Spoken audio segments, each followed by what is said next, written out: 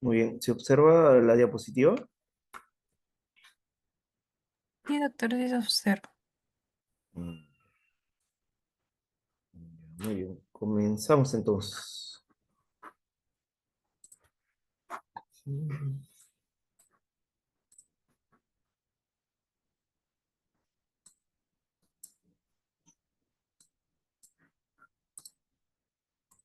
Muy bien. Mi nombre es Luis Cortés, soy médico neurólogo. El día de hoy vamos a tocar este tema bastante interesante, que son las enfermedades desmelinizantes del sistema nervioso central. Vamos a conversar de dos principales, que son la esclerosis múltiple y la enfermedad, la neuromielitis óptica, ¿ya? O también conocida como enfermedad de David. Bien, vamos a comenzar por la esclerosis múltiple, ¿ya? Recordar que la esclerosis múltiple es una enfermedad inflamatoria degenerativa que afecta al sistema nervioso central. Se considera como etiología desconocida, ¿no? Aunque tiene una fuerte, ya, base fisiopatológica, inmunomediada. En anatomía patológica, esta va a estar caracterizada por desmielinización, gliosis, pérdida axonal y disfunción neurológica progresiva como manifestación clínica, ¿ya? Sobre su epidemiología, recordar, ¿no?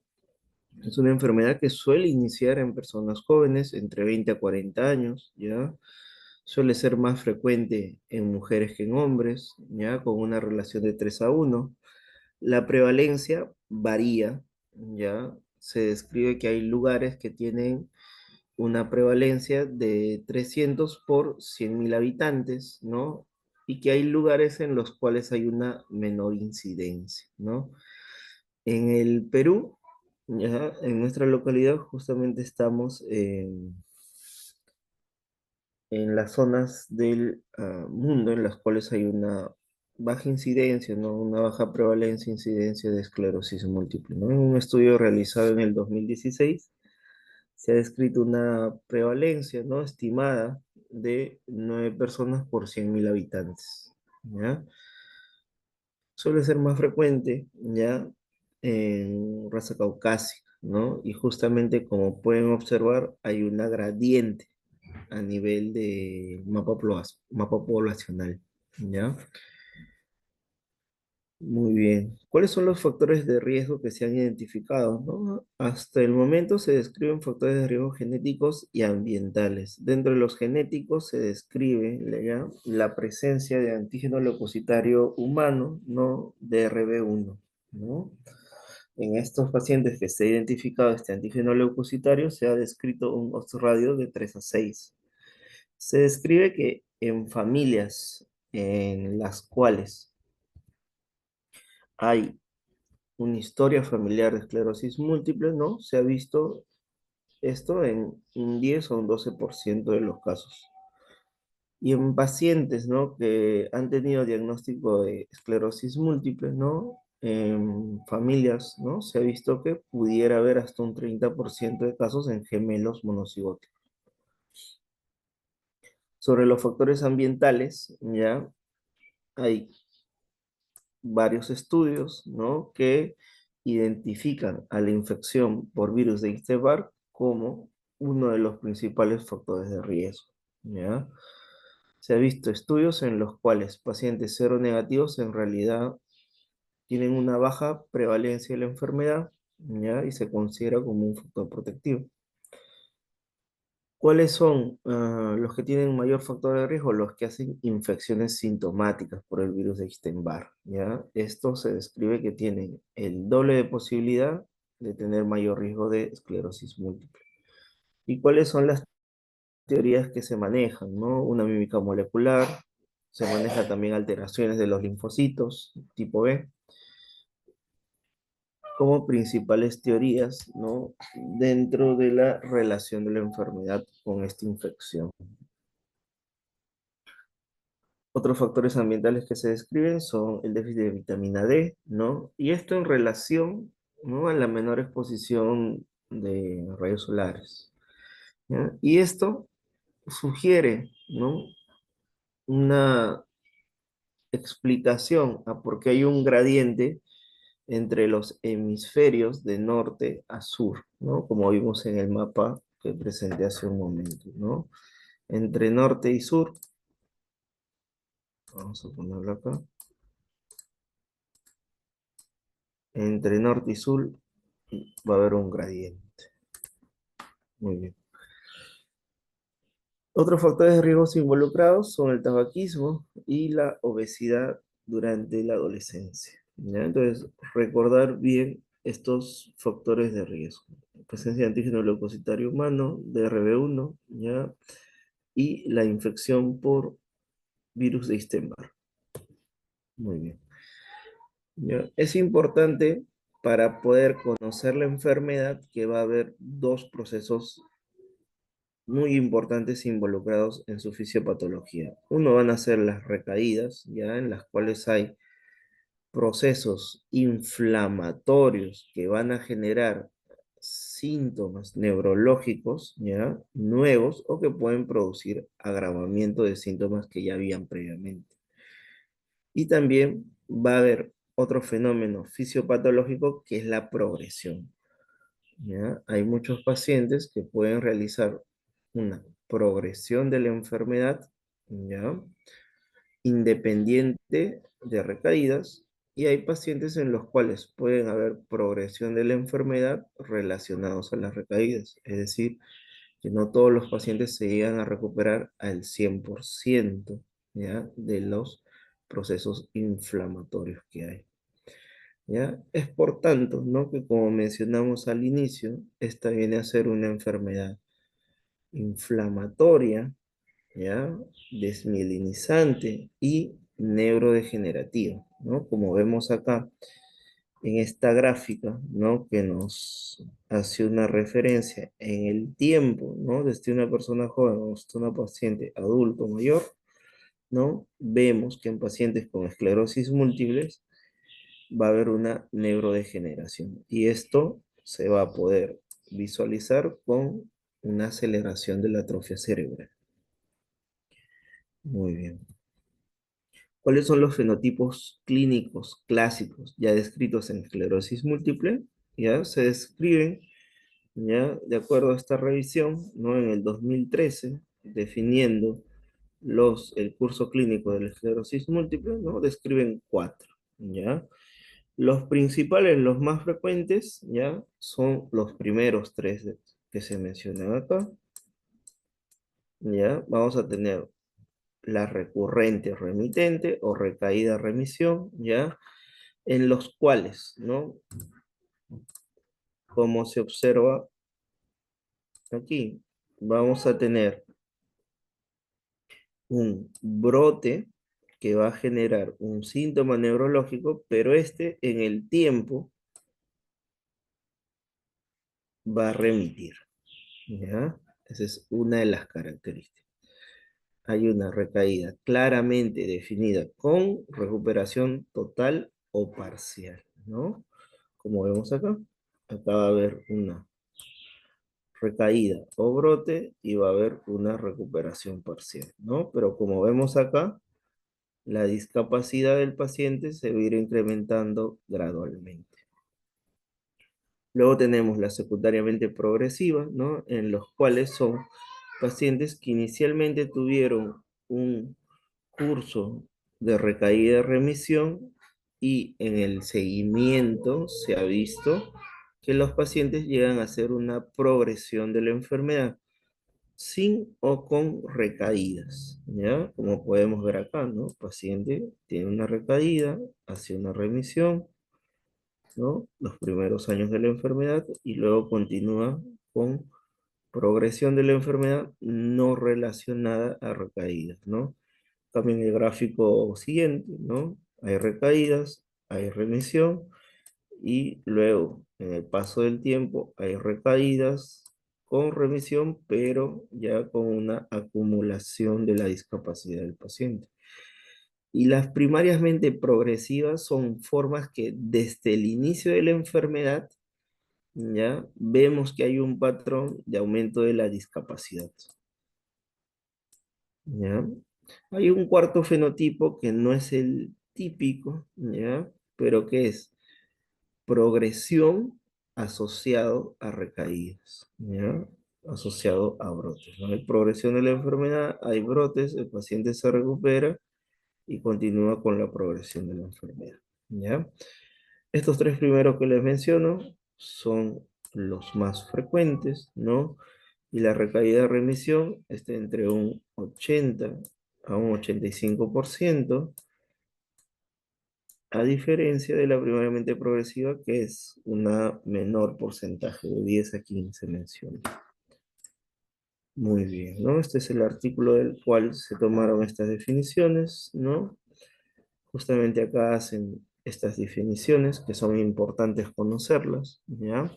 Hacen mención también a un término que es el síndrome clínicamente aislado, ¿no? En el cual hay síntomas que se llegan, síntomas típicos que vamos a ver en un momento, ¿no? Pero que el paciente se llega a recuperar sin dejar secuela y sin hallazgos en imágenes, ¿ya? Ese es el síndrome clínicamente aislado, ¿no? Ya hablamos de recurrente remitente, ya cuando el paciente tiene un episodio, ¿no? Y en el transcurso de la evolución vuelve a tener otro episodio con discapacidad que vuelve a remitir, ¿ya? Luego tenemos ya la definición de progresión de la enfermedad, ¿no? En la cual puede haber actividad de la enfermedad con lesiones típicas, ¿no? Con reales de contraste, y estas asociadas a progresión. Puede haber actividad de enfermedad sin progresión, eso también es posible.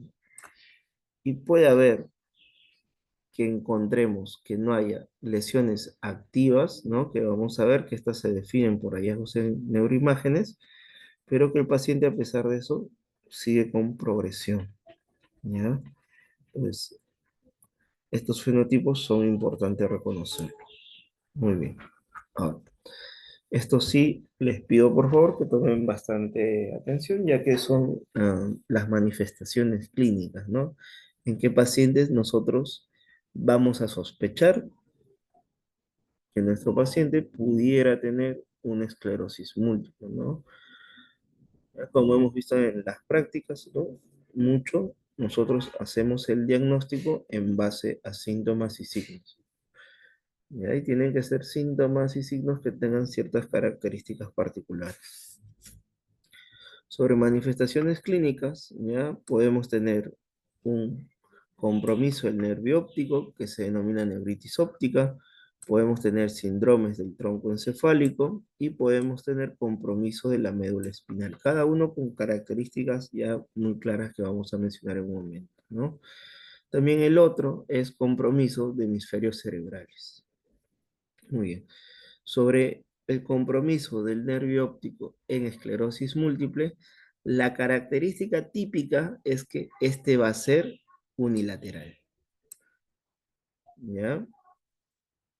Otra característica es que va a haber dolor asociado a los movimientos oculares. Otro es que el escotoma va a ser centrocecal, ¿ya? La pérdida principal de la visión va a ser a nivel central. Y en los hallazgos de fondo de ojo, lo habitual es encontrar una papila normal o que pudiera tener un leve. ¿Ya? Entonces, cuadro clínico típico de una neuritis óptica por esclerosis múltiple es una pérdida visual monocular, ¿ya? Es decir, de un solo ojo, que se acompaña de dolor a la movilización ocular y que la pérdida visual predominante va a ser a nivel del centro del campo visual, ¿ya? Es decir, centro cecal, con una papila que esté normal o que pudiera haber levedeo. Muy bien. Esto, tenerlo muy claro, ¿ya? Cuando consideramos que pudieran ser atípico o menos frecuente, cuando el compromiso es bilateral, cuando el compromiso es progresivo en más de 4 semanas, ¿ya? Cuando no se asocia a dolor o cuando hay un dolor muy severo, ¿ya? Otras consideraciones son cuando encontramos compromiso de la retina o de la papila, ¿no? En estos casos, considerar diagnósticos alternativos, ¿ya? Como puede ser una neuropatía óptica isquémica, genética, una neuropatía óptica infiltrativa, ¿no? Con el grupo de práctica vimos un caso, ¿no? En el cual la paciente tuvo una pérdida visual progresiva, ¿no? Puede ser, si el compromiso es bilateral, también estar dentro de una neuromielitis óptica o enfermedad de Editt, que vamos a ver más adelante, ¿no? Hay otras enfermedades sistémicas que también pueden afectar el nervio óptico, ¿no? Y van a tener características muy particulares, la sarcoidosis, el lupus, ¿no? Y también infecciones, ¿ya? Entonces, recordar cómo es el cuadro típico clásico, ¿ya? En compromiso del tronco, ¿no? Podemos tener pacientes que cursan con una diplopia, ya de instalación gradual en días, ¿no? Y que al examen físico vamos a encontrar hallazgos a nivel de los movimientos oculares, ¿no? Que nos confirman una oftalmoplejía internuclear, ¿ya? Puede también el paciente tener un compromiso en el cual debute con ataxia y nistagmus multidireccional, parálisis del sector craneal unilateral y también pudieran los pacientes debutar con parestesias en la hemicara, ¿ya? Si hay estos síntomas, hay que considerarlo como pacientes que pudieran tener un brote o un ataque de esclerosis múltiple, ¿no? Ahora, ¿qué tan frecuente es, no? Este compromiso del tronco encefálico es de un 10 a un 20%, ¿ya? A diferencia del compromiso del nervio óptico, que en sí suele ser uno de los síntomas iniciales, ¿no? Y suele ser muy frecuente. Describen entre un 30 a un 50%, ¿ya? Ahora, ¿en qué casos considerar banderas rojas, ¿no? Considerar que es una presentación atípica, ¿no? Que tenga una oftalmoplejía externa completa, ¿no? Que el paciente tenga, ¿no? Un síndrome de territorio vasculado, como puede ser un infarto vulvar, ¿no? Ahí sospechar de que pudiera ser más bien un infarto. Que tenga un síndrome de área postrema que se caracteriza por hipo o vómito incoercible, que lo vamos a ver de forma más frecuente en pacientes con neuromielitis óptica.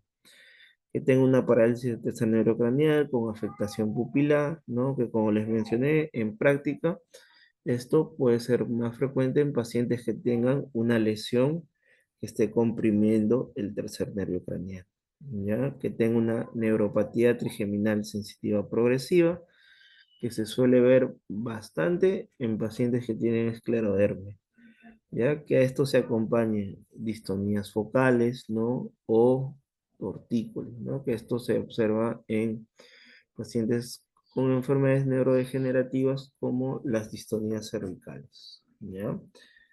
Muy bien, continuamos, ¿no? Compromiso de la médula espinal. ¿Cuáles son las características típicas?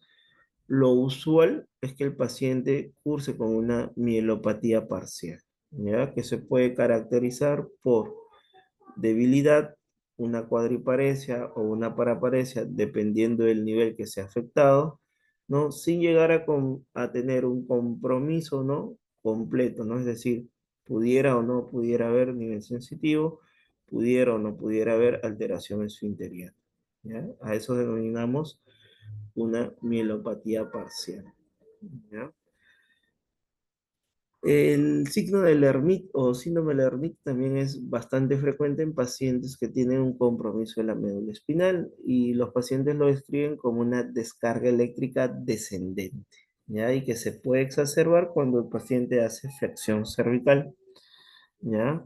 Mano desaferentada también es uno de los síntomas, ¿ya? Adormecimientos, parestesias, disestesias también es bastante típico, ¿ya? Usualmente con una distribución medular, ¿no? En mi cuerpo o como paraparesia o cuadriparesia.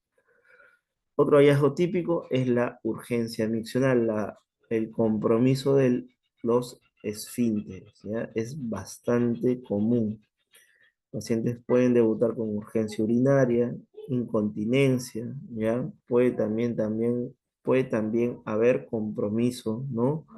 Sexual y el paciente cursar con disfunción eréctil, ¿ya? Hay pacientes que hacen cuadros de mielopatía a nivel dorsal bajo y estos cursan con paraparesia espástica asimétrica, ¿ya? En quienes considerar un compromiso menos común o atípico, ¿no? Pacientes que cursan un cuadro progresivo, ¿no? O también pacientes en los cuales hacen episodios súbitos, ¿no? En los cuales debemos de considerar infartos medulares, ¿ya? Lo otro también es que hagan paciente compromiso con síndrome cola de caballo, ¿no? Esto no es típico de esclerosis múltiple, ¿no? Como hemos mencionado, el compromiso es del sistema nervioso central, ¿no? Cola de caballo ya es, síndrome de cola de caballo ya es una afección ya de las raíces, ¿no? Que salen a nivel de los segmentos lumbar, de los segmentos dorsales bajos, ¿ya?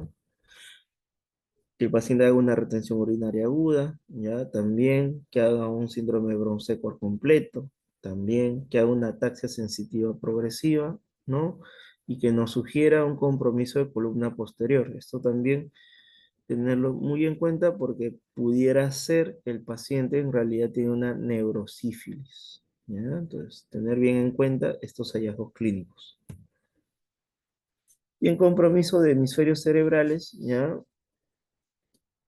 Como les mencioné al inicio, ¿no? Esta es una enfermedad neurodegenerativa que a lo largo del tiempo genera atrofia cerebral, ¿ya? Los pacientes pueden llegar a presentar deterioro cognitivo, ¿no? Que involucra funciones subcorticales, ¿ya?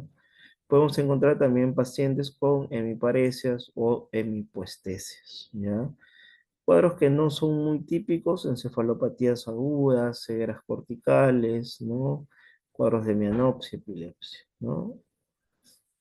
En estos casos, siempre considerar un diagnóstico alternativo, ¿no? Como problemas vasculares o problemas infecciosos.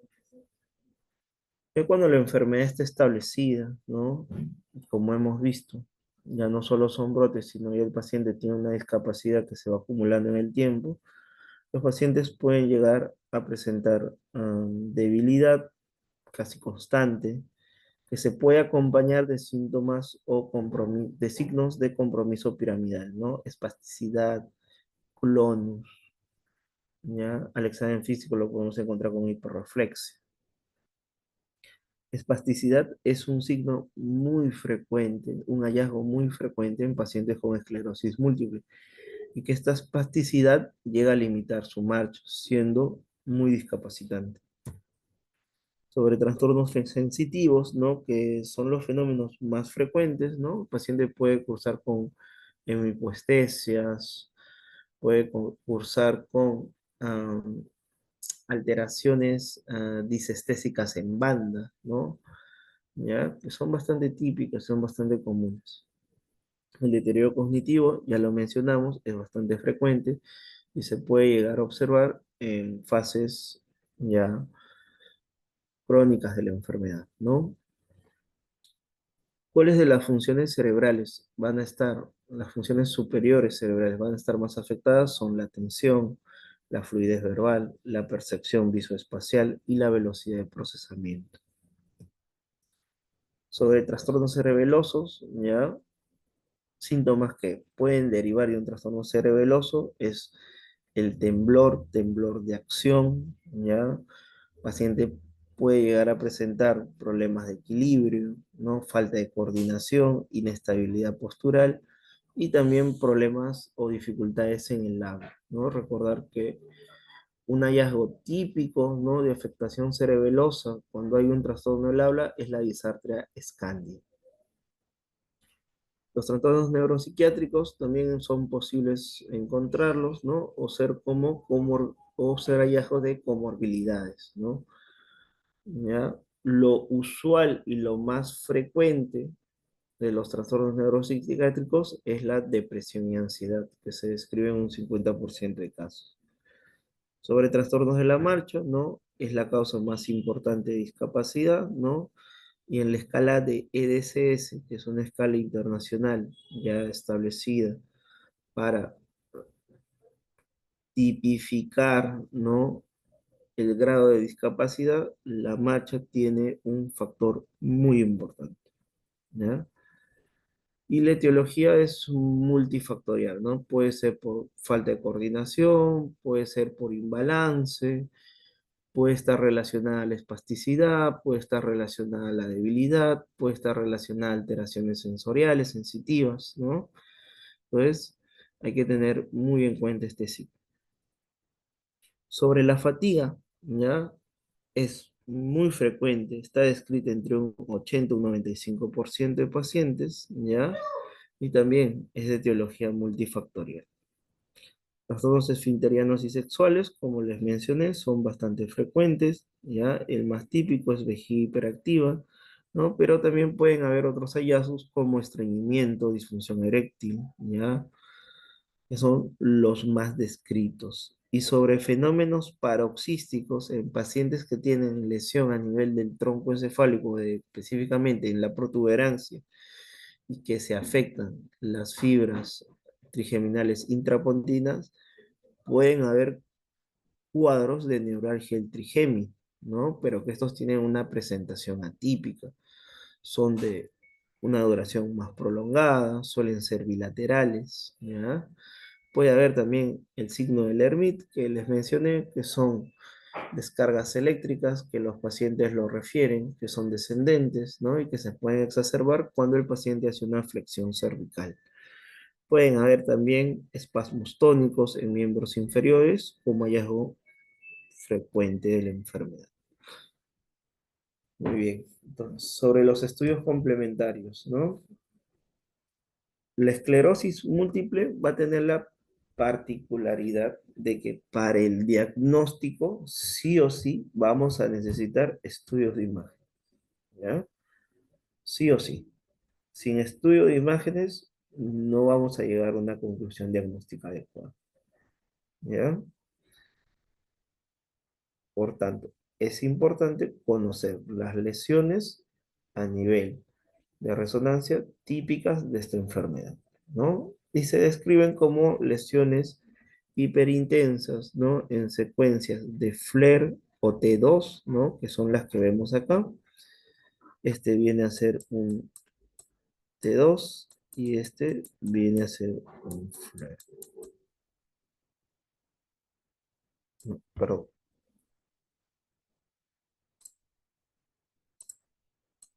está al revés, ¿no? ¿Ya? Este viene a ser un FLAIR y un T2. Entonces, ¿cuáles son las lesiones típicas? Son lesiones ovoideas, ¿ya? Que pueden tener un halo hiperintenso y son lesiones que usualmente son mayores a más de 3 milímetros, ¿ya? Son lesiones que, como vamos a ver más adelante, pudieran captar contraste dependiendo del estadio en el que se encuentran. Si son lesiones activas, van a captar contrastes. Si son lesiones crónicas, ya van a tener otras características. No van a captar contraste y aparte de ello, en el T1 las podemos ver muy hipointensas, lo que se conocen como los black hole, ¿ya? Eso tenerlo en cuenta. Ahora, ¿cuáles son las localizaciones típicas que podemos nosotros ubicar estas lesiones? ¿Ya? Podemos tener compromiso yuxtacortical, ¿ya? Podemos tener compromiso periventricular, que es el que se observa acá. Podemos tener compromiso infratentorial, comprometer mesencéfalo, protuberancia, ¿ya? Este es otro ejemplo de periventriculares, ¿ya? Y este es el ejemplo de las lesiones a nivel de médula espinal. Entonces, como vemos, afectan múltiples topografías, ¿no? A nivel del sistema nervioso central.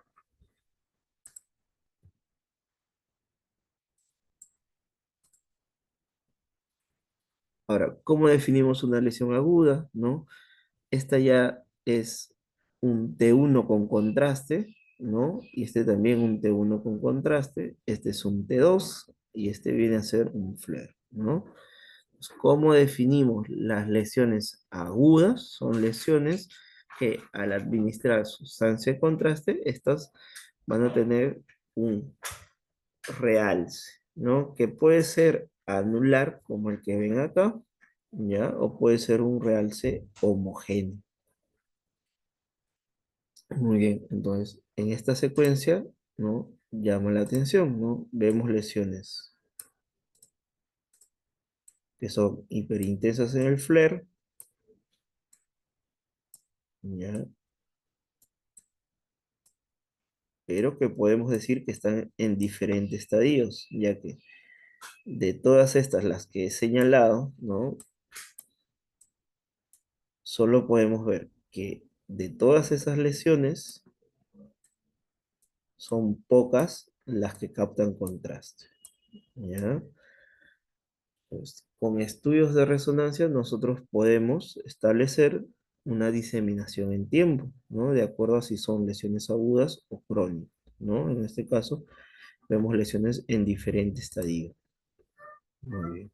Entonces, cuando hablamos de lesiones crónicas, ¿no?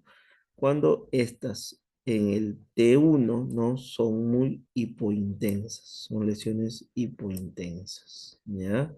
Son los famosos black hole, ¿ya?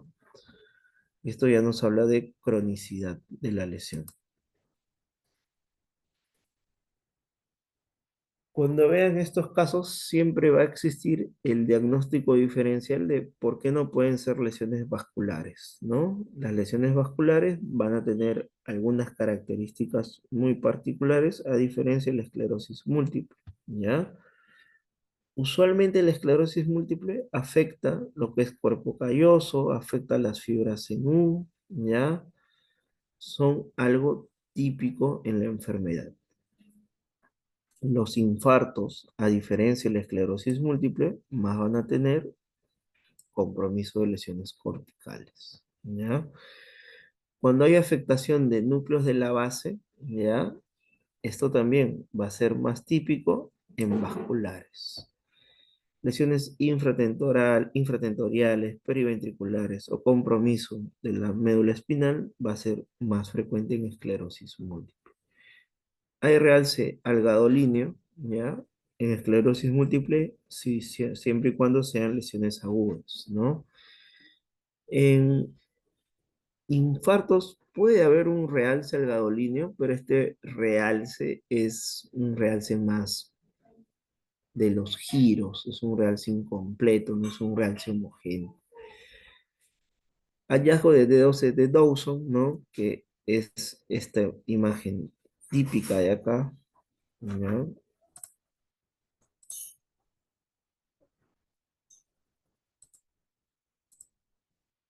Esta imagen típica, ¿no? Que se observa en el corte sagital en T2 o en flare, ¿no? Que semeja como dedos que salen del cuerpo calloso, ¿ya? Es usualmente típica en esclerosis múltiple, no tanto en una enfermedad vascular. En esclerosis múltiple, la distribución suele ser simétrica, difusa, ¿no? A diferencia del vascular. ¿Ya? Entonces, estas son características que pueden ayudar mucho a diferenciar entre ambos. Y otro estudio complementario se practica son los estudios del LSR. El estudio del LSR es muy importante, ¿ya? Cuando analizamos un estudio del LSR en el citoquímico, podemos encontrar normal en un 60, un 70% de casos, ¿no? En casos a un 30, un 20% puede haber aumento de la celularidad con predominio monomorfonucleares con discreto elevamiento de las proteínas, ¿ya? Ahora, otro hallazgo importante, ¿no? son la evidencia de síntesis intratecal de anticuerpos, ¿no? ¿Esto cómo lo podemos hacer? Con estudios de inmunoglobulinas en el LCR, bandas oligoclonales en el LCR, y actualmente una presencia alta de cadenas ligeras CAP, ¿ya? Que esto recién está entrando, bueno, ya existía desde hace algunos años, pero recién desde el 2024 se ha ingresado dentro de los criterios diagnósticos para esclerosis múltiple, ¿ya? Cuando hacemos un estudio de bandas oligoclonales, ¿ya? Lo que nos recomiendan es encontrar estos dos, estas dos formas de tipo, ¿no? Que son las diagnósticas, el tipo 2 y el tipo 3, ¿ya? Muy bien. Sobre potenciales evocados, ¿no? También es un estudio, ¿no? Que nos permite evaluar si hay un fenómeno desmielinizante, ¿no? Es decir, con las latencias prolongadas. El que está actualmente validado son estudios de potenciales evocados visuales con Dahmer, ¿ya? En los cuales, al haber una prolongación de la onda F más de 100 milisegundos, ¿no? Se puede considerar, ¿ya? Como criterio, ¿ya? Para sospechar de esclerosis múltiple. Otros estudios que se pueden usar son los potenciales somatosensitivos y los potenciales auditivos. Muy bien. Ahora, ya habiendo mencionado, ¿no? Definición de la enfermedad, epidemiología, fisiopatología, formas clínicas, cuadro clínico, exámenes auxiliares, nos vamos ya a la parte del diagnóstico. Para establecer el diagnóstico en esclerosis múltiple, es importante establecer que hay diseminación en tiempo y hay diseminación en espacio, ¿ya? Esto es importante, ¿no? Dentro de las otras características que tenemos que ver para el diagnóstico son, ¿no? Ciertas características demográficas, como la edad de presentación, características clínicas, ¿no? Si son cuadros típicos, ¿no? De presentación clínica, como los hemos visto. Si los hallazgos imagenológicos también son típicos para esclerosis múltiple. Si los hallazgos paraclínicos, como son el estudio en el SR y también los estudios neurofisiológicos, como los potenciales evocados, también pudieran ser típicos de esta enfermedad, ¿ya? Es importante, ¿no? Que cuando hay algún signo de alarma, descartar otros tipos de enfermedades, ¿no? Para hacer una exclusión diagnóstica. Muy bien, entonces, todos estos son criterios que han sido elaborados, ¿ya? Desde Alison Miller, ¿no? Poser, que son los principales criterios establecidos, ¿no? Hasta los actuales criterios de McDonald, ¿no? Y acá en este gráfico falta el reciente que ha salido en el 2024. Muy bien, entonces todos estos son una serie de criterios diagnósticos, sugerencias, ¿no? Para llegar a un diagnóstico más sólido del enfermo. Muy bien, ahora, ¿qué es lo nuevo en esclerosis múltiple sobre criterios diagnósticos, ¿no? Que se estableció en el 2024, ¿no? En el LSR ya no solo están considerando la presencia de bandas oligoclonales, ¿no? Sino también presencia de cadenas ligeras o livianas CAP, ¿ya? Como les mencioné, esto recién desde el 2024. Antes no se consideraba. Ahora, también están proponiendo algunos hallazgos que son muy típicos en resonancia magnética, como es el signo de la vena central, ¿ya? Es el que se observa acá, ¿no? Este, en un estudio de T12 cogradiente, ¿no? O del SWAI, podemos evaluar la presencia de una vénula que pasa por el centro de la lesión desmielinizante, ¿ya? Este hallazgo típico, ¿ya? Si yo observo varias lesiones con este hallazgo, por lo menos 6 lesiones, ¿ya? Esto establece, ¿ya? Una especificidad del más del 93% para un diagnóstico de esclerosis múltiple, ¿ya? Esto es lo que recién se está postulando desde hace un año. ¿Qué más? Sobre diseminación en tiempo, bueno, eso no ha variado, ¿ya? Siguen los mismos criterios, ¿no? Tomados ya desde el 2017, ¿no? Que describen, ¿no? Presencia simultánea de lesiones con realce gadolinio positivas y otras que no. Esto con resonancia, ¿no? Y lo otro es nuevas lesiones en T2 con realce gadolinio, ¿no? En el seguimiento de la imagen basal, ¿no? También para diseminación en tiempo, ¿no? Se puede tomar el criterio de brotes clínicos, ¿no? Bien establecidos. Lo otro nuevo que se está incorporando en estos nuevos criterios de McDonald's 2024 son las topografías. Las topografías típicas eran periventricular, yuxtacortical, infratentorial y medular, ¿ya? En el 2024 se ha establecido ya que el nervio óptico también sea considerado una topografía de la lesión. Y otro hallazgo más es las lesiones de anillo paramagnético, ¿ya? En secuencia de T2 ecogradiente, ya podemos ver si hay esta presencia de este ciclo, ya que nos sugiere un nuevo término, ¿no? Que está saliendo reciente en boga, que son lesiones que son crónicas, pero se encuentran con actividad. Muy bien. ¿Qué es lo que describen sobre este hallazgo, no? Si yo encuentro una lesión, ¿no? Es bastante sugestiva de esclerosis múltiple. Muy bien.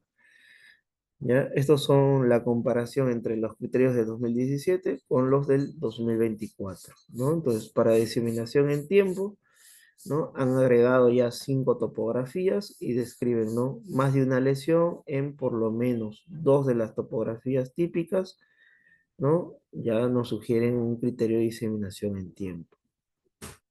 Lo otro, más de una lesión en 4 o 5 de las topografías y es un diagnóstico de esclerosis múltiple, solo con este hallazgo, ¿no?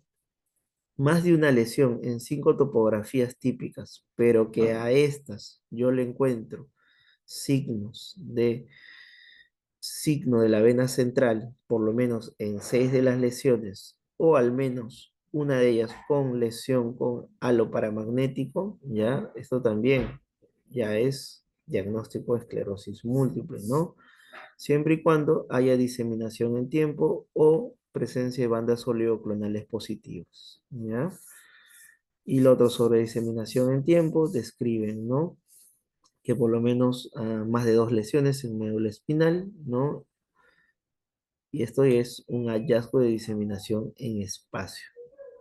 Sobre diseminación en tiempo, ¿no? No ha habido tantos cambios, ¿no? Pero sí han incrementado lo que es la presencia de cadenas ligeras o cadenas livianas capa.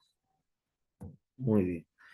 ¿Ya? Este es un algoritmo ya que se dio en el Extreme del 2024, ¿no? En el cual signos o síntomas sugestivos de esclerosis múltiple, ¿no? Podemos abordar inicialmente al paciente con este diagnóstico, ¿no? Se le realiza al paciente una anamnesis adecuada, un examen físico riguroso, se le solicita estudios de resonancia y exámenes de laboratorio, ¿no? Y se trata de establecer diagnósticos diferenciales, ¿no? Si no existe otro diagnóstico diferencial que pudiera explicar la totalidad de los síntomas, ¿no? Pasamos, ¿no? al algoritmo, ¿no?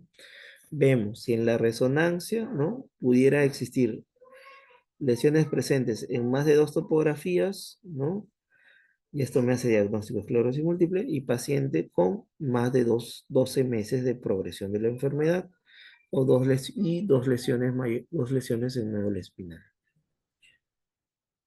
Si tengo una lesión presente en una topografía en sistema nervioso central y aparte de ello, el paciente ya tiene 12 meses, más de 12 meses de progresión, puede establecer diagnóstico si el paciente tiene, ¿no? Hallazgos en el SR positivo, que ya mencionamos, ¿no? Si estas lesiones que hemos visto en la resonancia tienen signo de vena central, ¿no? O si una de ellas pudiera tener el signo del anillo paramagnético, ¿ya? Si paciente cumple diseminación en tiempo, más 6 lesiones, también se establece diagnóstico. Si el paciente cumple diseminación en tiempo y tiene una lesión de anillo paramagnético, también se cumple diagnóstico, ¿ya? En el caso anterior, no, el SR positivo, más de 6 lesiones con signo de vena central, diseminación en tiempo, ¿ya? Y también lo último que se ha agregado, ¿no? Que sea que por lo menos tenga lesiones en 4 o 5 de las topografías. Con esto ya hago un diagnóstico de esclerosis múltiple, ¿no? Entonces, ¿qué me permiten estos criterios? Poder hacer diagnóstico más temprano y tratar al paciente de forma más precoz para disminuir su discapacidad en el tiempo. Muy bien. Ahora sobre el tratamiento, ¿no? Ya una vez que ya hemos identificado a un paciente con esclerosis múltiple, ¿no? Que tenemos un diagnóstico claro, certero, en el cual se hayan podido excluir otros diagnósticos diferenciales, ya nos basamos en el tratamiento. El tratamiento mucho va a depender si el paciente viene por un brote, ¿no? O si ya yo al paciente le quiero ofrecer un tratamiento inmunomodulador o inmunosupresor, ¿no? Para que este paciente no acumule discapacidad en el tiempo, no tenga brotes, ¿no? No haya estos fenómenos en los cuales va a haber una neurodegeneración progresiva. Muy bien, entonces, cuando yo trato el brote, ¿no? Como mencionamos, un brote es un episodio agudo, clínico, ¿no? Con respaldo en neuroimágenes, ¿ya? ¿Cuáles son los objetivos del tratamiento del brote? Mitigar la intensidad del ataque y acelerar la recuperación, ¿ya? ¿Cuándo no debería tratar un brote? Si el paciente tiene una recuperación espontánea de los síntomas, si es un brote que no genere mucha discapacidad en el paciente, que sea mínimo, o cuando no hay evidencia muy clara, óptima, que sea un brote, ¿no? Cuando pasa esto, siempre hay que descartar que no estemos frente a un pseudobrote, ¿no? Los pseudobrotes se consideran ya como alteraciones transitorias, agravamiento de síntomas en pacientes que tienen esclerosis múltiple por factores como fiebre, procesos metabólicos o físicos, ¿ya?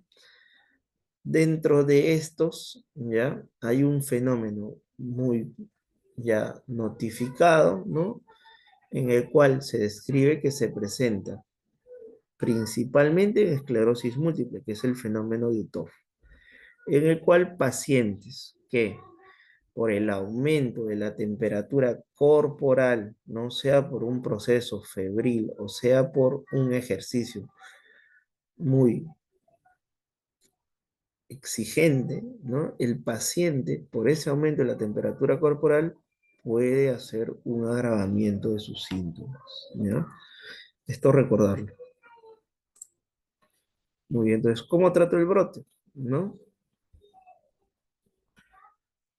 Hay muchas, múltiples recomendaciones, ¿ya? Lo que hacemos acá a nivel local en Perú es 1 gramo de metilprednisolona intravenosa, ¿no? Cada 24 horas por 3 a 5 días. Esto es lo que hacemos, ¿ya? En países como España, en los cuales tienen presentación de metilprednisolona oral, ¿ya? Ellos a veces optan por dar 500 miligramos de metilprednisolona oral por 5 días.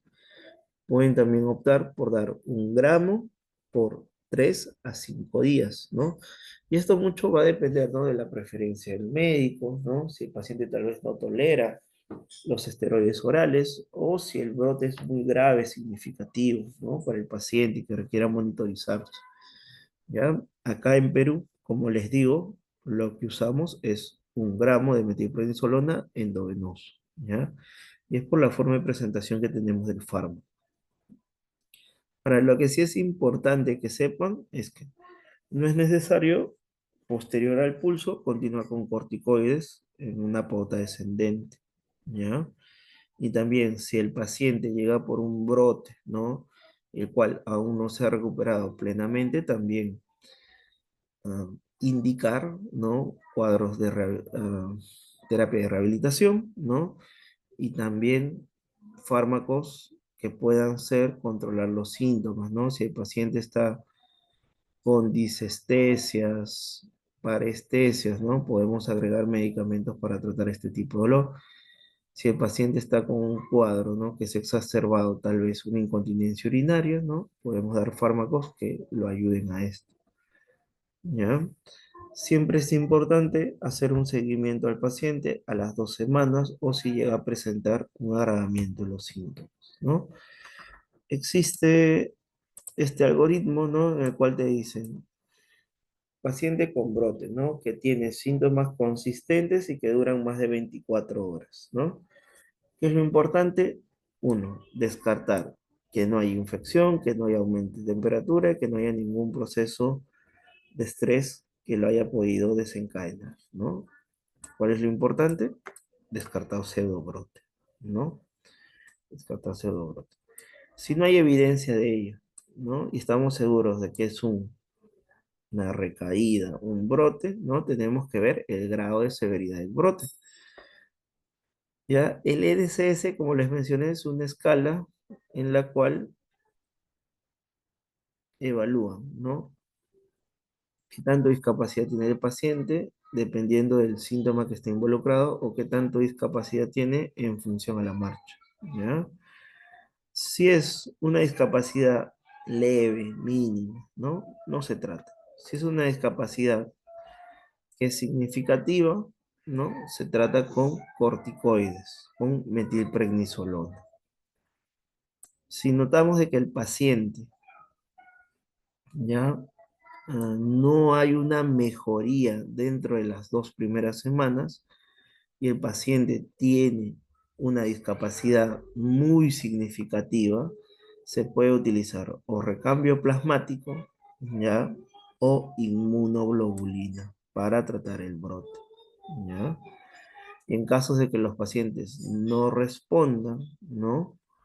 O haya un agravamiento, se pudiera incluso dar sesiones adicionales de plasmaféresis, ¿no? Y ya para el mantenimiento, ¿no? Se pueden dar fármacos, ¿no? Que ya vamos a discutir en un momento.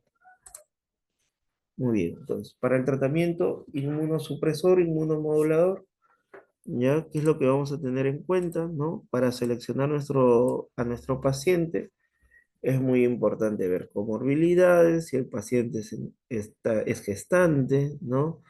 Si también el pronóstico de la enfermedad, los, la tolerancia a ciertos fármacos y también las preferencias del paciente, ¿no? Como vamos a ver más adelante, hay fármacos que son de administración subcutánea, bioral, endovenoso, ¿ya? Esto sobre factores relacionados al paciente, ¿no? Y esto sobre factores relacionados al fármaco, frecuencia de dosis, eficacia, costo, ¿ya? Esto es muy importante. Los fármacos que se utilizan, inmunomoduladores, inmunosupresores para esclerosis múltiple, son fármacos de alto costo, ¿ya? Entonces esto hay que tenerlo muy en cuenta. La rutina de administración, los monitoreos que va a tener, la seguridad del fármaco, ¿ya? Y las consideraciones subsecuentes, ¿no? Es muy importante. Ahora, ¿cómo yo puedo establecer qué fármaco voy a usar, ¿no? Y esto mucho va a depender si el paciente va a tener signos de buen pronóstico, signos de mal pronóstico. Si el paciente tiene condiciones que me elevan o que me dan un mal pronóstico, yo debería arrancar con fármacos en los cuales tienen mayor eficacia, ¿no? Para controlar los síntomas. Si el paciente tiene factores de buen pronóstico que me sugieren que la enfermedad no va a ser tan agresiva, ¿ya? Pudiera, ¿no? Iniciar con fármacos que tienen menor eficacia y que pueden ser más seguros y de menor costo, ¿no? Entonces, hay que ver en qué situación estamos con nuestro paciente. Pacientes de buen pronóstico son pacientes jóvenes de sexo femenino, ¿no? Que han iniciado con neuritis óptica, síntomas sensitivos aislados, ¿no? Que tienen recuperación completa de los síntomas, ¿no? Ondas abdominales negativas, ¿no? En la resonancia puede haber baja carga lesional, ¿ya? Son factores de buen pronóstico. Factores de mal pronóstico, ¿no? Pacientes en los cuales la enfermedad debuta a mayor edad, cuando son pacientes varones, ¿no? También se habla de la raza, ¿no? Pacientes afrodescendientes, ¿no? Tienen mayor factor de riesgo. Que al inicio de la enfermedad tengan un inicio multifocal, múltiples síntomas, ¿ya? Otro, que la recuperación sea incompleta y que el paciente esté acumulando discapacidad, que tenga una alta tasa de recaídas, ¿ya? Y que en la resonancia yo encuentre múltiples lesiones o las bandas oleoclonales sean positivas, ¿no? Muy bien. Esto es lo mismo, ¿no? En quien yo considero un peor pronóstico, ¿no? Hay factores demográficos, ambientales, factores clínicos, factores en resonancia y biomarcadores, ¿ya? Si yo encuentro estos, me sugieren que la enfermedad va a ser muy agresiva y que yo tendría que tener la perspectiva de iniciar un tratamiento muy eficaz a pesar, ¿ya? De los efectos secundarios que pudiera tener esos fármacos, ¿no? Siempre mitigando el riesgo del fármaco. Muy bien. Estos son todos los fármacos que, bueno, no todos, ¿no? Son los fármacos que han ido saliendo en esta gráfica hasta el 2018, ¿no? Como podemos ver, esta enfermedad se describe desde hace muchos años, ¿no? El primero que la describió fue Charcot, ¿ya? Pero como podemos ver en el tiempo, ¿no? Recién a partir de 1993 hay un fármaco que se autorizó para el uso, ¿no? Que es el interferón, que es de aplicación subcutánea. Luego fue saliendo otros fármacos como el natalizumab, ¿no? El cual era endovenoso, ¿no? El cual por las complicaciones que se presentaron durante su uso, ¿no? Fue suspendido temporalmente. Luego apareció el fingolimod, teriflunomida, el dimetilfumarato, ¿no? Y fueron saliendo otros fármacos más, como el acetato-glutiramer, el dacrilibus, el la clarividine, entre otros, ¿ya? Ahora, actualmente, ¿ya? Hay fármacos que son aprobados dependiendo del fenotipo de la enfermedad, ¿ya? El único fármaco que está autorizado, que tiene aprobación, ¿ya? Para esclerosis múltiple primariamente progresiva es el ocrelizumab, ¿ya? Esto, tenerlo en cuenta. Puede ser pregunta de examen, ¿ya? El ocrelizumab es el único fármaco en esclerosis múltiple primariamente progresiva que está autorizado. Para formas de esclerosis múltiple recurrente remitente, primariamente, secundariamente progresiva, ¿ya? O en pacientes que tienen síndrome clínicamente aislado, ¿no?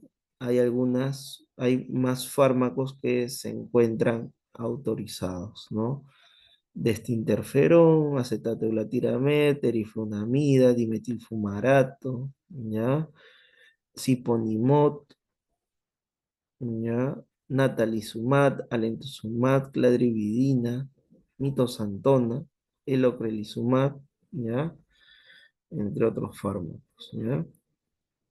Hay que tenerlo muy en cuenta. ¿Qué fármacos están autorizados de acuerdo al fenotipo? Muy bien, y esto es lo que les mencionaba, ¿no? Sobre efectividad, ¿ya? Y también sobre seguridad del fármaco. Entonces, nosotros los medicamentos en esclerosis múltiple, ¿ya? Nos basamos mucho el uso dependiendo de la tasa anual de recaídas. En base a eso, nosotros podemos decir que el fármaco es más eficaz que otros, ¿ya? Dentro de ellos, como podemos observar aquí en esta gráfica, quienes tienen una menor tasa anual de recaídas son estos fármacos, ¿no? Cladribina, ocrelizumab, natalizumab, ofatuzumab, ¿ya? Alemtuzumab, ¿no? Y quienes se han visto que tienen una mayor tasa de recaídas entre todos estos, ¿no? Son los interferones, la teriflunomida, el acetato-latiramer, ¿no? Muy bien. Entonces, de ahí que se separan, ¿no? Entre fármacos de eficacia alta y fármacos de baja eficacia, ¿no? O de eficacia disminuida, ¿ya? Entonces, muy bien. Esto hay que tenerlo en cuenta. Ahora, sobre eficacia y seguridad, ¿no? A mayor eficacia, ¿no? Como vamos a poder ver, existe también menor seguridad. Como ya mencionamos, eficacia nos basamos en la tasa de recaídas anual. Y sobre seguridad nos basamos en los síntomas secundarios, los efectos adversos a la medicación, ¿ya? Como vemos, uno de los que tiene menor efecto secundario son los interferón, el acetato-latiramer, la teriflunomida, ¿ya? Y los metilfumarato, ¿no? Pero estos también tienen una baja eficacia a comparación de los que tenemos acá, ¿no? Como son el natalizumab, el alentuzumab, ¿ya? Uno que tiene una alta eficacia, pero tiene vida muy baja, ¿no? Baja, como vemos acá, es el trasplante de células hematopoyéticas autólogas, ¿ya? Entonces, esto tenerlo en cuenta, ¿no? Y esto siempre se conversa con el paciente. Siempre se conversa con el paciente que hay fármacos que son muy eficaces, pero que tienen una alta tasa de efectos secundarios que pueden padecer. Muy bien, entonces hay ciertas guías, ¿no? Que pueden sugerir un tratamiento escalonado, iniciar con fármacos de moderada o baja eficacia, y en el tiempo, de acuerdo a cómo va el seguimiento, ¿no? Ir progresando a fármacos de alta eficacia, ¿no? También hay guías que sugieren lo contrario, ¿no? Que más bien iniciar con tratamientos de alta eficacia e ir escalonando en el tiempo. Esto ya es un criterio personal, ¿no? Y como les menciono, siempre conversando con el paciente, buscando cuál es su expectativa, ¿no? Del paciente, viendo también los costos, como les menciono, son fármacos de alto costo. ¿Ya? Estos son algunos algoritmos, ¿no? Ya, como les mencioné, ¿no? Por ejemplo, acá, ¿no? En pacientes con esclerosis múltiple recurrente remitente, ¿no? Sugieren fármacos de moderada o baja eficacia, ¿no? Eh, si en el tiempo vemos que el paciente hay progresión de la discapacidad, ¿no? Ir escalonando, ir escalonando, ¿no? Ir escalonando en el tiempo. Muy bien. Esto también sobre primariamente progresiva, como les mencioné, ¿no? Solo tenemos un fármaco que está autorizado al momento, que es el ocrelizumab. Estos son los factores, los efectos secundarios de los fármacos, ¿no? Que hay que considerar, ¿no? El natalizumab, ¿ya? Es el que tiene mayor reporte de infecciones, ¿ya? Por virus de JC, que puede dar una leucoencefalopatía multifocal progresiva, ¿ya? Esta enfermedad que se da en pacientes que tienen VIH. Entonces, el natalizumab puede, ¿ya? Puede haber este efecto secundario. Sobre el fingolimod puede haber edema de papila, ¿no? El alemtuzumab puede generar tiroiditis, ¿ya? Los interferones también pueden generar desórdenes tiroideos. El ocrelizumab, ¿ya? Y el alemtuzumab durante su infusión pueden haber síntomas ya, en los cuales haya una reacción a la infusión del medicamento. Por eso, mientras se infunden estos medicamentos, el paciente tiene que estar hospitalizado y vigilado. Sobre fingolimod, ya, es un medicamento que puede tener compromiso cardíaco, ya. Aquí hay que tener mucha precaución. El paciente, las primeras dosis usualmente lo dan hospitalizado para ver que no haga ninguna complicación cardíaca. Sobre el ocrelizumab se ha visto, hay algunos casos en los cuales hay relación con cáncer de mama. Sobre el interferón, ya es muy importante hacer un seguimiento con una monitorización vigilando enzimas hepáticas, ya que es muy hepatotóxico, ¿ya? El fingolimod también se ha visto involucrado, ¿no? Escrito, asociado, ¿no? A cáncer de piel. Muy bien.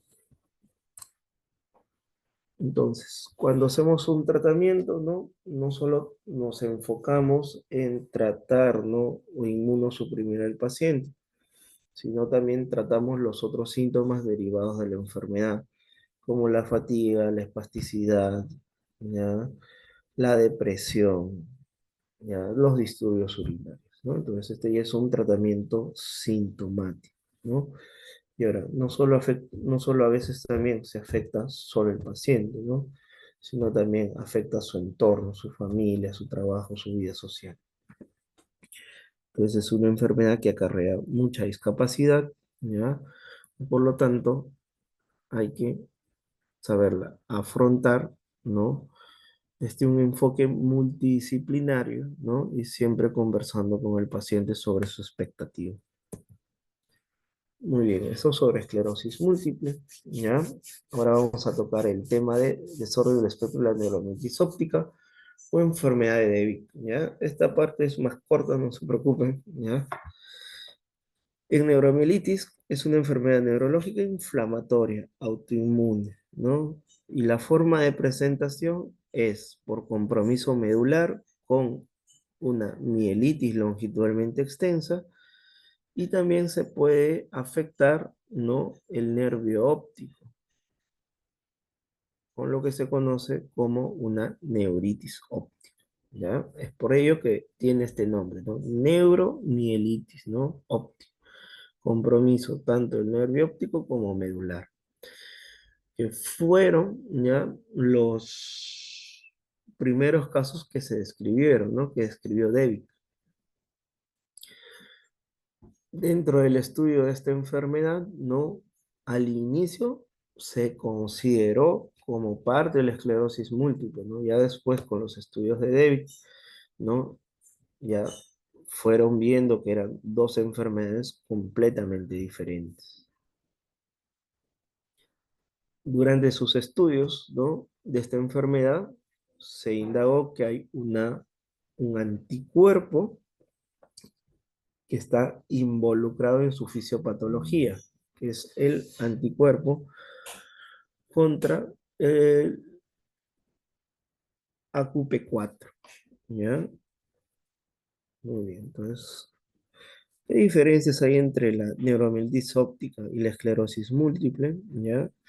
Usualmente la esclerosis múltiple, como vimos, puede ser una enfermedad que se presente como recurrente remitente, ¿no? Y también que pueda tener un fenotipo de primariamente progresiva, ¿no? La neuromielitis óptica o el NMO no se va a presentar de esa forma, siempre se va a presentar con recaídas.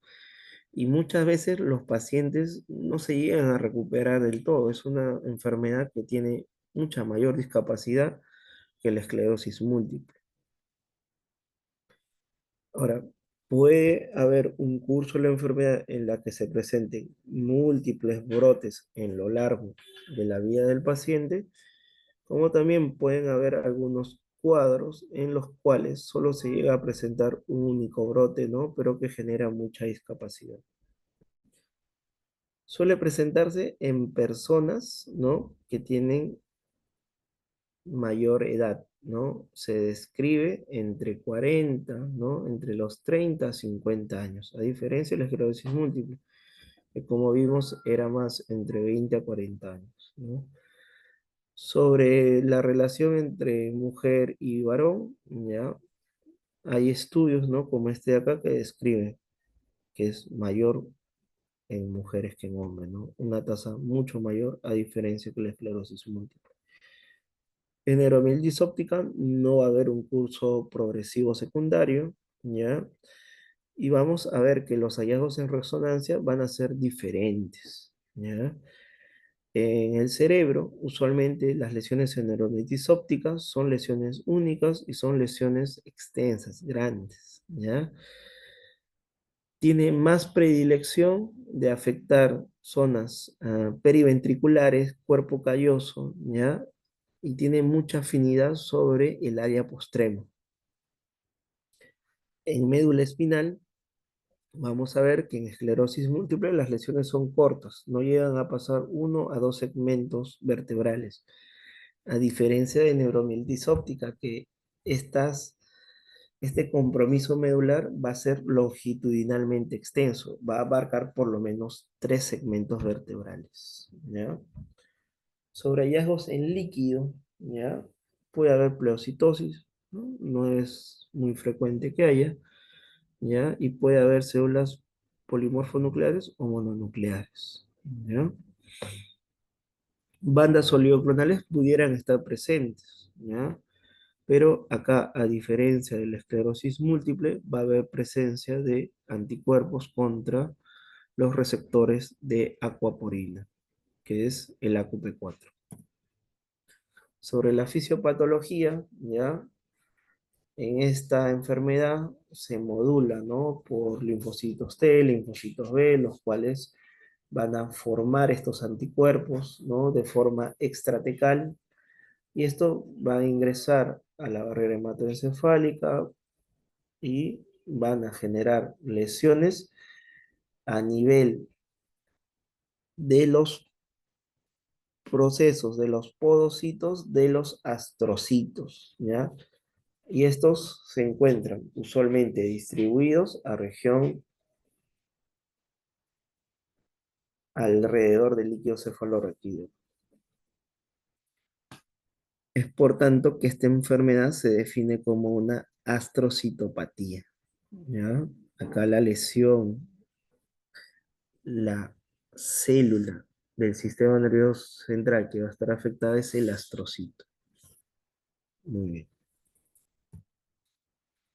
Existen criterios para el diagnóstico, ya criterios establecidos, ¿no? En los cuales se basan sobre hallazgos de criterio core, ¿no? Que son los que vemos acá, y se basa en hallazgos típicos en neuroimagen, que vemos acá, y presencia de AQP4, anticuerpos contra AQP4, siempre excluyendo diagnósticos alternativos, ¿no? Entonces, ¿cuáles son los criterios core?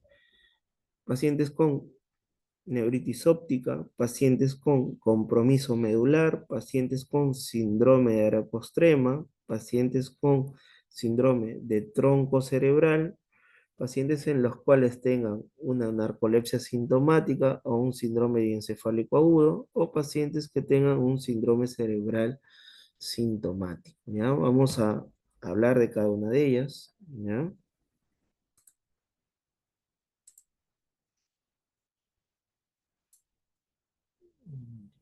Muy bien. Sobre el típico caso de neuritis óptica relacionada a neuromielitis óptica, este suele ser bilateral.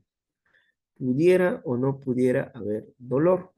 Suele ser un compromiso visual centrocecal muy severo, ¿ya? Y en el tiempo, en la recuperación, usualmente los pacientes van a quedar con una discapacidad importante. A diferencia de la esclerosis múltiple, ¿no? Que como comentamos, era una afectación visual, monocular, que se asociaba a dolor, ¿ya? Y los pacientes usualmente se llegaban a recuperar, ¿no? Entonces, en este caso, pueden ser muy severos. Y sobre la mielitis, suelen ser afectaciones principalmente a nivel cérvico-dorsal, que cursan con cuadriparesia o paraparesia, ¿no? Con compromiso motor, sensitivo y vesical, ¿ya? Sobre síndrome de área postrema, que es un cuadro clínico típico de neuromielitis óptica, se caracteriza por náuseas y vómitos incoercibles, ¿ya? De más de 24 horas de evolución. Muy bien. Entonces, ¿cuáles son los hallazgos típicos, no? Los hallazgos típicos que hemos visto, que hemos podido revisar, ¿no? Afectación diencefálica, ¿no? El paciente puede experimentar narcolepsia, compromiso, como observan, ¿no? Alrededor de los ventrículos, ¿no? A nivel del tronco encefálico, ¿ya? Y esta zona, la protuberancia, ¿ya? Esas son las localizaciones típicas. Usualmente, ¿ya? Esta acuaporina está alrededor de los ventrículos.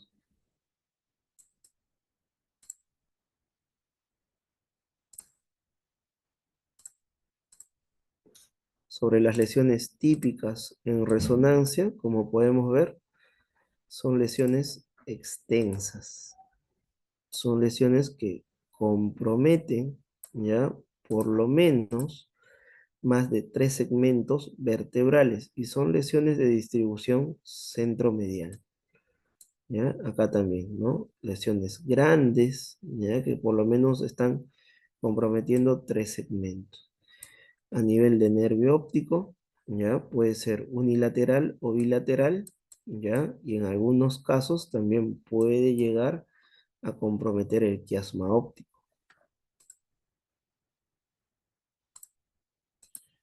Esta es la lesión a nivel de pulvoprotuberancia, ¿ya? Que puede llegar a desencadenar un cuadro de síndrome de área postrema, caracterizado por náuseas, vómitos incoercibles, ¿ya? Puede haber compromiso también supratentorial, ¿no? Son lesiones grandes, periventriculares, ¿ya? Pueden haber también lesiones como observan acá, lesiones extensas, ¿no? Periventriculares. O que afecten el diencéfalo, ¿ya? Son también muy característicos. Muy bien, una vez ya establecemos diagnóstico, ¿no? El tratamiento va a depender si estamos frente a un ataque, si estamos ya a un paciente al cual ya decidimos darle un tratamiento de mantenimiento, ¿no? ¿Y cuáles son las metas, no? Remitir y mejorar los síntomas asociados a las recaídas, estabilización a largo plazo del curso de la enfermedad, es decir, prevenir las recaídas, ¿no? Y tratamiento sintomático de los síntomas residuales, ¿ya? Entonces, ¿qué es lo que te recomiendan? Para un ataque agudo, el tratamiento con metilprednisolona, se puede hacer también recambio plasmático terapéutico, ya con menor nivel de evidencia, uso de inmunoglobulina, ya, y también en caso no haya una buena respuesta a estos 3 primeros, se puede dar pulsos de ciclofosfamida. En el tratamiento de mantenimiento para reducir las recaídas, ¿no? Se pueden utilizar fármacos como la satioprina, el micofenolato, el rituximab, el ecolizumab, ¿ya? Que son de bastante uso actualmente. En nuestro sistema público, lo que nosotros contamos es con azatioprina, micofenolato y rituximab en caso se haga la gestión adecuada. Muy bien, entonces en ataques agudos, ¿no? Al igual que la esclerosis múltiple, pulsos de metilprednisolona, 1 gramo cada 24 horas por 3 a 5 días, ¿no? Como les he mencionado, en estos casos, la severidad de los síntomas es muy fuerte y el paciente suele quedar con una discapacidad muy marcada, importante. En caso no mejore con corticoides, se puede hacer uso de recambio plasmático terapéutico. ¿No? Como podemos ver, ¿no? Recambio plasmático terapéutico puede ser un tratamiento mayor de las recaídas dirigido a prevenir la discapacidad acumulada. Se ha visto en este estudio que es seguro y eficiente, ¿ya?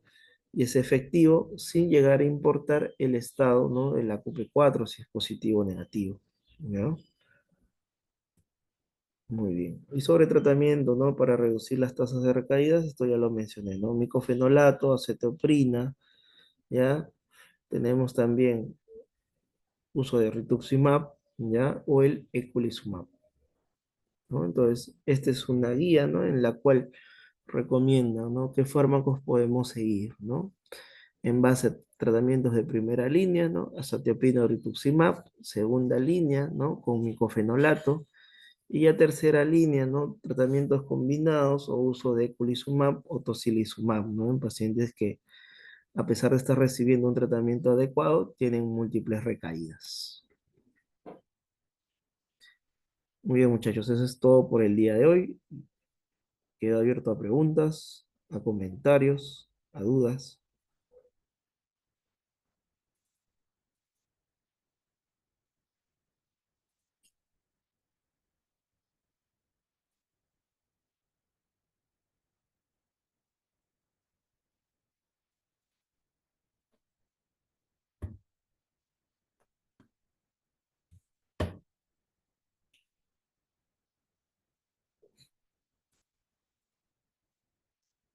¿Alguna pregunta que tengan? ¿Algo que no haya quedado claro?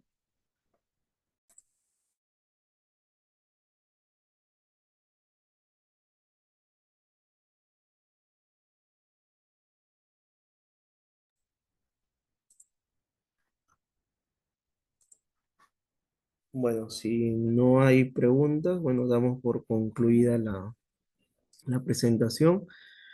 Les agradezco la presencia de ustedes, ¿no? ¿Ya? Si llegara a haber alguna duda, no duden en escribirme, ¿ya? Encantado les ayudo con sus dudas. Muy bien, muchas gracias con todos.